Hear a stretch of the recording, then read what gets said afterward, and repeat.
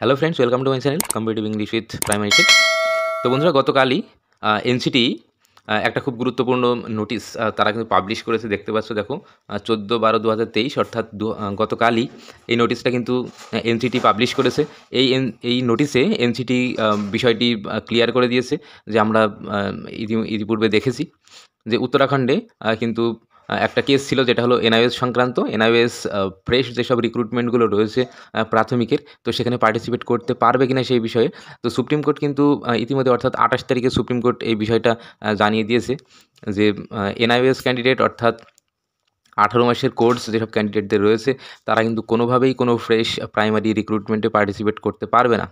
তো সেই সংক্রান্ত সুপ্রিম কোর্ট তাদের জাজমেন্টে জানালেও যেহেতু এনসিটি প্রত্যেকটা মানে ভারতবর্ষের প্রত্যেকটা রাজ্যের যেসব প্রাইমারি টিচার রিক্রুটমেন্ট যেসব বডিগুলো রয়েছে, তো আহ, তো তাদের প্রধান যেহেতু এনসিটি, তো এনসিটি এখনও পর্যন্ত কিন্তু কোনো নোটিশ দেয়নি। তো গতকালই কিন্তু এনসিটি এই সংক্রান্ত নোটিশ দেয়। তো দেখো, এখানে ফাইল নাম্বারটা এখানে উল্লেখ রয়েছে, তোমরা এটা দেখে নিতে পারো। আচ্ছা, আর এখানে যে গুরুত্বপূর্ণ বিষয়টা রয়েছে সেটা হলো, এখানে দেখো পুরো বিষয়টা এখানে উল্লেখ করা আছে। দেখো, the applicant may refer the judgment dated 28th November 2023 passed by the Honorable Supreme Court of India in SLP number 23583/84 of 2022। তো এটা কিন্তু এসএলপি নাম্বার রয়েছে।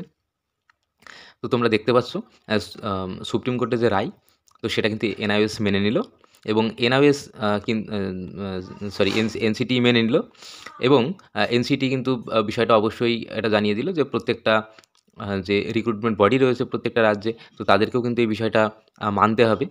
তো আশা করছি যেসব রিক্রুটমেন্ট বডিগুলো রয়েছে, তো তারা একেবারে এনসিটির যে রুলস অ্যান্ড রেগুলেশন পূর্বেও যেমন মেনেছে, তো বর্তমানে এটাকেও মেনে রিক্রুটমেন্ট যে প্রসেসগুলো চলছে সেগুলোকে ত্বরান্বিত করবে। তো এখন দেখা যাক কি হয়। আর এটা অবশ্যই সুপ্রিম কোর্টের যেহেতু জাজমেন্ট, এটাকে কিন্তু অবজ্ঞা করার কোনো ক্ষমতা কারোরই নেই। তো আমাদের রাজ্যের ক্ষেত্রেও যে রিক্রুটমেন্ট যেটা চলছে 2022-এর, তো সেখানেও কিন্তু একটা ভালো সংখ্যক এনআইওএস ক্যান্ডিডেট রয়েছে। তো সেখান থেকেও কিন্তু এনআইওএস ক্যান্ডিডেটদেরকে একেবারে বাদ দেওয়া হবে। আর এই সংক্রান্ত একটা মামলা কিন্তু কলকাতা হাইকোর্টে চলছে। আর আমরা ইতিপূর্বেও দেখেছি যে কলকাতা হাইকোর্টে যে কেসটা চলছে 2022 রিক্রুটমেন্টকে কেন্দ্র করে এনআইওএস সংক্রান্ত। তো মহামান্য বিচারপতি, সিঙ্গেল বেঞ্চের বিচারপতি অভিজিৎ গঙ্গোপাধ্যায় স্যার, তো উনি কিন্তু পর্ষদকে বলেছেন যে 4 তারিখের মধ্যে, অর্থাৎ জানুয়ারির 4 তারিখের মধ্যে পর্ষদকে ক্লিয়ার করতে হবে এনআইওএস নিয়ে তাদের স্ট্যান্ড কী। তো আমরা অবশ্যই সেই জিনিসটা জানতে পারবো। 4 তারিখেই খুব সম্ভবত কেসটা আবার উঠবে। তো সেই দিনই আমরা জানতে পারবো পর্ষদ কী বলছে। তো যাই হোক, দেখা যাক সেদিন কী ঘটে। তো যে নোটিশটা ছিল এনআইওএস সংক্রান্ত, তো সেটা তুলে ধরলাম।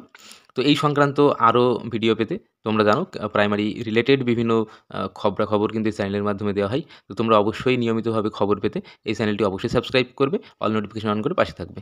ধন্যবাদ।